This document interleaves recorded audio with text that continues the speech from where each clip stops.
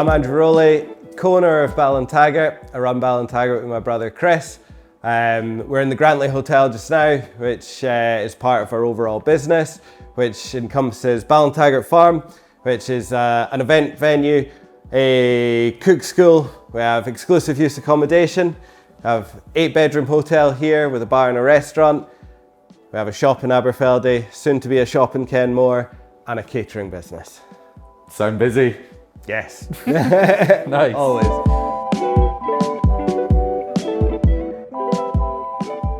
Give me a bit of background on Ballintaggart as the brand, because there's a few angles to it, isn't there? Yeah, well, Chris had been in banking and basically had an early midlife crisis and thought, I want to do something else. And he'd had a passion, like as a family, we'd always enjoyed like going out for dinner, and we definitely shared like a passion for food and drink. And he decided to retrain as a chef, moved down to London, did Leith School of Food and Wine, but never wanted like to be part of necessarily a typical bar and restaurant scene. So got experience in some cool places, but he was looking for like something a little bit different. And so when the farm came up, which had the opportunity to do like small bed and breakfast style, a big enough kitchen to do cook school, which is definitely a kind of passion of his, and then like a big event space, so can see up to like 40 in there. So it kind of ticked a lot of boxes for that. And then we'd always kind of talked about it since he'd like started retraining as a chef, of like, at some point we will go into business together, because he's one side of the pass, I'm the other side, and we have a shared passion. We'd been up here as a family for Christmas, and we were having a drink in the inn on the Tay on like the 27th of December, and there's a for sale sign outside here. What year is this? I want to say like 2016 maybe, 2015, 2016. And after a few beers, gave the guy a phone and he came down. We had a look around, and I've no idea looking back on what we saw, because it was not in its like finest shape then. But we kind of walked around, and it's only 2 miles away from the farm, and kind of it's like this could be like a really interesting way to work together, that we've got the two businesses, both of which we would like specialize in, but share the fact that it's Ballintaggart, and kind of try and get this guest interaction where if guests are staying at the farm, they could also come down here for dinner. Guests staying here could go and do a cook school. Nice. And like work on it kind of that way. So we touched on your brother, but I mean, you've got a pretty big CV in terms of hospo. Do you want to tell us like how you know, what is Chris, if Chris is doing the food, what do you get up to? So I've always worked front of house, and I guess kind of like stumbled into hospitality like a lot of people have. Was studying management at uni, had a like part-time job in a couple of like bars in St Andrews, and like I enjoyed certain parts of it. After uni, I had no idea what I wanted to do. Did the classic, like I'll work in a bar and save up some money, went traveling. And then when I got back, it was like, I should probably do something other than just working in a bar. And again, kind of got really lucky. Ondine in Edinburgh was just opening, and it was like nothing else I'd experienced. Even the interview process was like 3 interviews to get a job as a waiter. These guys were on it, and I guess my first night in Ondine was the second ever night of the restaurant being open, and I was this is just like kind of mind blowing. In a good way. Yeah, I guess like opened my eyes to like I'd never seen like a proper chef like face to face, and I was running food, so Roy Brett, kind of owner chef of Ondine, was like right there, and just hearing him for a start, like hearing proper chefs communicate was, I thought it was really cool. Looking at the food and just seeing the intricacies of service and being like, I could see how this works, but I don't get it yet. Yeah. And it was tough. Like it was really tough, because it's like I wasn't allowed out the kitchen for like the first 2 months because I had to learn the basics, and That's I old polished school, but I like it. so much cutlery. Yeah. But you gain an appreciation for stuff like that and how important it is to the whole operation.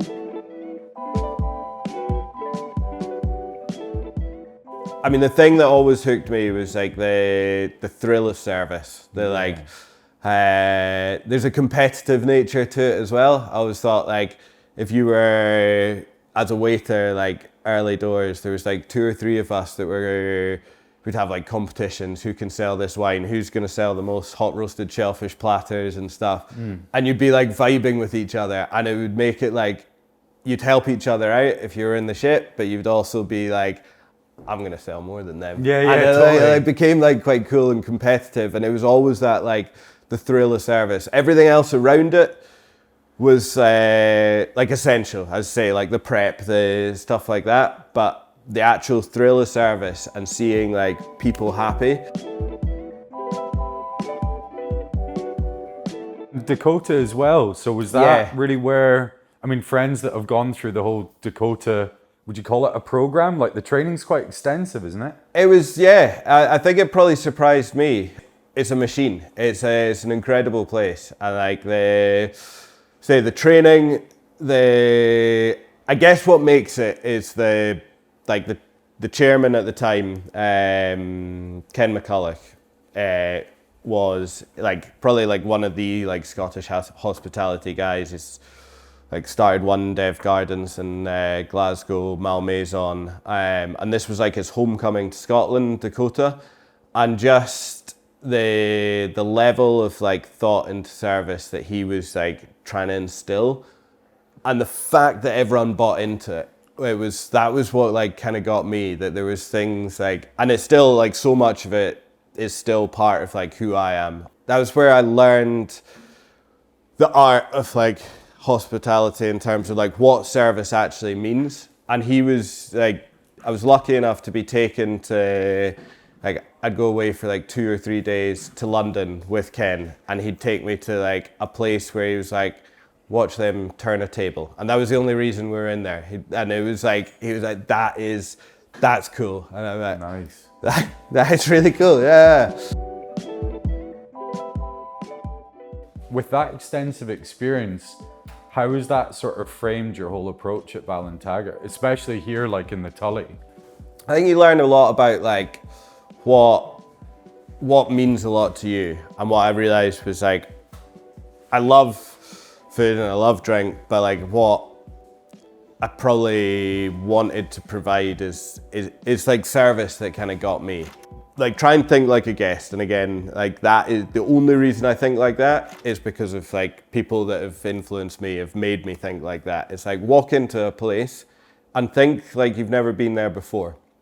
And so it's obvious to us a lot of the time that, you know, you walk into reception and that's our shop and you walk through to the bar, but if you've never been here, help them. Yeah. Like hold their hand through the experience, like be like, essentially what you're wanting to do is like, why are you here? But do it in a really nice way.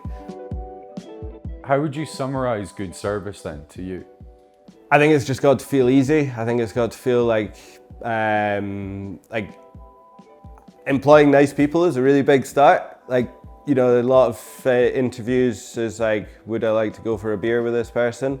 And if the answer is yes, then the chances are they'll be good in front of guests. And like you want them you want guests to feel relaxed. You don't want them to feel them on edge. There's not necessarily one thing that people will remember. There might be, but actually what we want is when people like leave, get in their car and it's like, I can't wait to go back. Nice. And I guess that's really difficult to put your finger on exactly what it is. But I think it's that like the ease and like making people, like the best service you get usually feels pretty easy. It's not necessarily what we do, it's like, it's how you do it. And that's the most difficult thing to like teach as well. I like it, Andrew. I mean, I'm super impressed with the design. I mean, obviously I think it's incredible that you've got, you know, evidence of the graft that you put in to get the Tully to where it is. But how does that sort of slot into service? I mean, walk us through the Tully itself and like your stamp on it. This shouldn't just be a cool bar for Grandtully or Perthshire. This should be a cool bar anywhere. Nice. Highland Perthshire is outside, And actually the contemporary feel of this place is trying to make it more like you could put this anywhere and it would still be a cool hotel with like a cool bar. And so the design of it is deliberately like un-Scottish. You know, there's no tartan and there's areas in the hotel and that people can like be like, that's really cool. And like memorable is that like, you know, you walk into the library and it's like, this is a really nice room. I want to sit in here. So upstairs, 8 bedrooms, all individual color schemes, designs, and like all en suite. There, nooks and crannies exist because like things have been added and we had to knock down a few walls to make things work. But they've all got their own personality.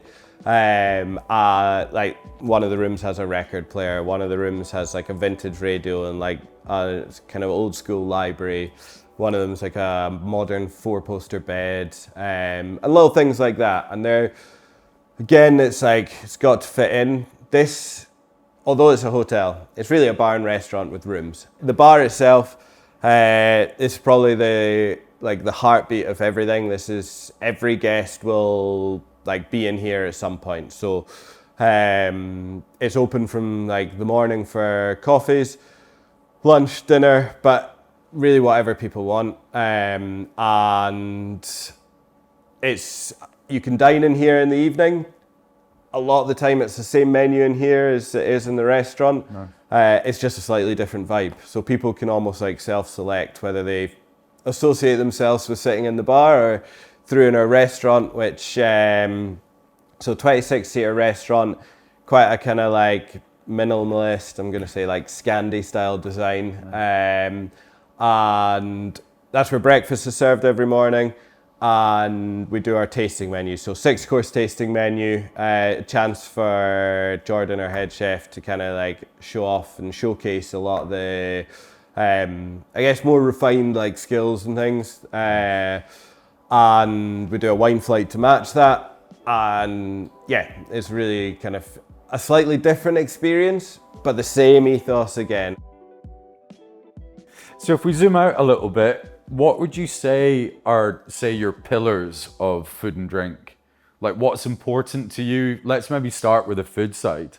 Scotland has this amazing larder. Perthshire itself has an amazing larder. And like weirdly, a lot of people think because we're right in the middle of Scotland that we might struggle for fish. But actually it's a lot easier for people on the west coast to get here than it is Edinburgh. Like we sit halfway between. I guess when you have like amazing produce, you don't have to overcomplicate it. And that's certainly like the ethos in the bar is like trying to stick to like 3 main elements of a dish. And that's all that it needs, because that's what I always think. If you wake up and I really want to go out for dinner tonight, the chances are you're thinking, I really want meat or fish, or like, you know, you've got something pictured in your mind that's like a base ingredient.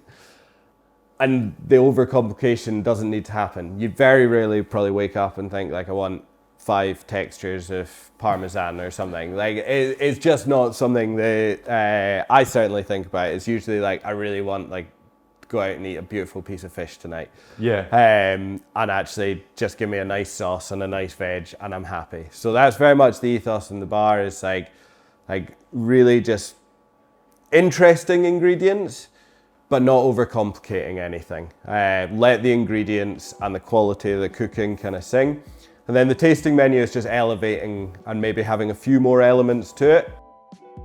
And this is what I say to the chef as well. It's like, if we're gonna do a sandwich, just make it a fucking banging sandwich. Oh, yeah. like, don't be ashamed of doing a sandwich, just make it the best sandwich that you can do. So it's still like sticking true to what you do, but also there's no point in having a menu that people aren't gonna like eat from. That's not a business. So there's that balance again of like sticking true to what it is we do, but making sure people can actually come in at different points and eat.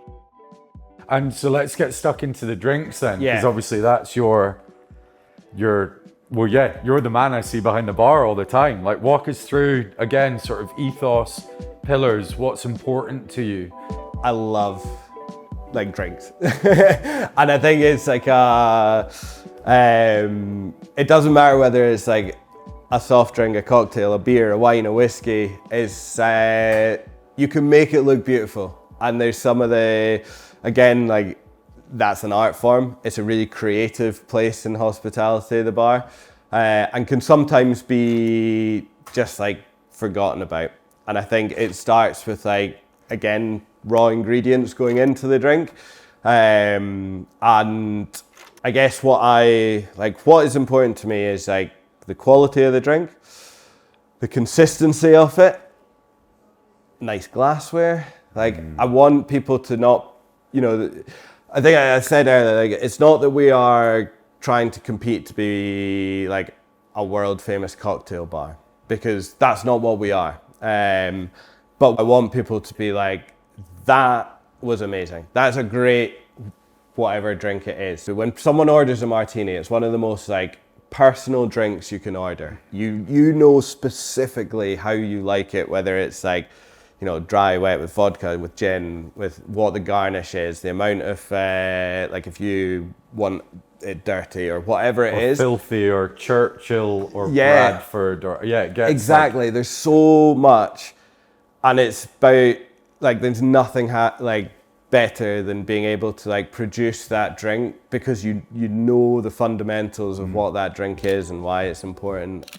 So a lot of our cocktails are prep heavy, so we'll batch like maybe 50 at a time of something that is all the creativity is in, like, you know, so we've got a peach melba sour on just now, which is like milk washed for texture, and like but for service it's just 100 mils shaken and double strained. And it's like, it looks beautiful and the taste and the flavor of it is amazing, but actually it's not going to take ages to get it out. And again, like that's important, that sometimes you want people to get like that instant satisfaction. I always say, if you go into a bar and you're like excited about going there, if you were just, as soon as someone walked in, gave them like, you know, a half pint of beer, they'd be like, this is an amazing place. And they can relax a little bit. Whereas if you're like, do you think they're making my drink yet, kind of thing. And so, yeah, a lot of the like drink service is based around like being able to make people happy pretty quickly. What are the challenges with you as an owner with this sort of growth in non-alcoholic demand? Yeah, well, I think it's just, it's becoming more and more popular, and you're trying to, it's got to match in, as I like say, everything has to match with what you do. So there's no point in being like, having a really cool wine list and cocktail list, and then when someone's like, I'm not drinking, being like, oh, well, water, Coke, like it's got to match up. And so I think it's like that placebo effect. You feel a lot more, you know, if you're the designated driver at a table of 4 and everyone else is having like a cocktail and you're sitting with something that looks, feels, and like tastes like you're not just drinking a soft drink, then it creates that, like, you feel more inclusive. And so it's probably like starting at a place of like, it's kind of strange. It's like you're impersonating cocktails rather than, a lot of the time, you know, like we've got a Palnoma rather than a Paloma. Nice. So it kind of looks and feels like you're drinking a Paloma, but you're not. And that again helps with that kind of placebo. But I think it's you want to give them as much choice. You don't want people to feel left out, and it's still got to be quality and match in with everything else you do, and super tasty. So you think people are going out for the treat, they still want that experience whether they're drinking or not? Yeah, definitely. And, you know, it's maybe slightly more contrived sometimes to try and get it like to match in with the food.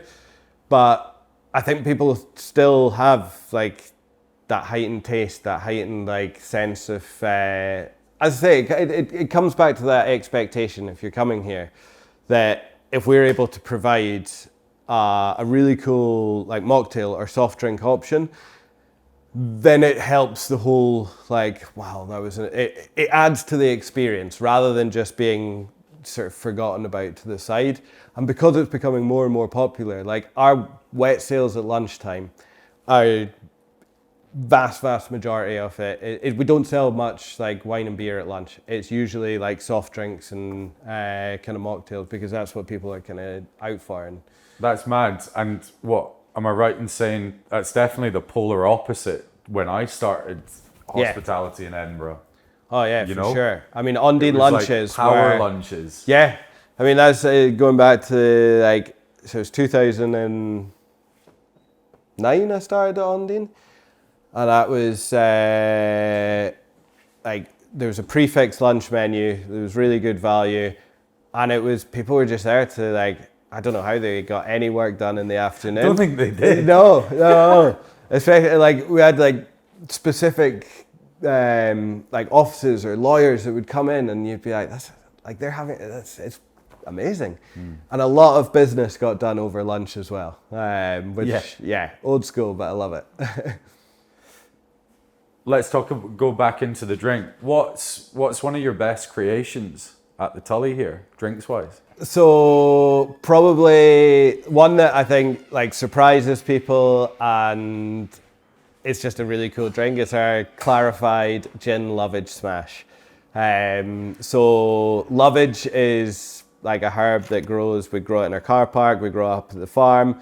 Our own gin has it in as one of the botanicals, and it's basically a rip-off of the gin basil smash, but it's like a 2-day process to clarify it using agar, and it's so what you get is a drink that looks like a glass of water with a lovage leaf in it, and just instantly surprises people because it's got texture, it's like packed with flavor. And it showcases our own gin, creativity, and I guess lovage as well is like something that we like. It's like, we're not synonymous with lovage, but we use it a lot. Yeah. We'll never use basil. We'll always have lovage instead. So like our tomato dish on the menu just now is a lovage oil rather than basil. Mate, I'd love a little taste. That'd be banging. Yeah. So that's a drink. So that, freeze it, agar, freeze it, filter it. So we make like the base mixture, and then like, so blanch lovage and mix it in with like lemon juice, citric acid, malic acid, cucumber, white wine, and sugar and gin. And so you have this mixture that we kind of like macerate for a while and then blitz up, and then the agar, if you put too much in, it solidifies it into like a jelly. If you put like just enough in, it takes all the solids and leaves a clear liquid underneath. So there's a very complicated recipe that wrote with a chef to try and get the right amount of it in, and it works. Nice, I love it. So yeah. What about, what are you most proud of in either the group of Ballintaggart or here in the Tully? That's a really like tough question. I think we have created a brand that has like a warm feeling around it of we're doing something cool.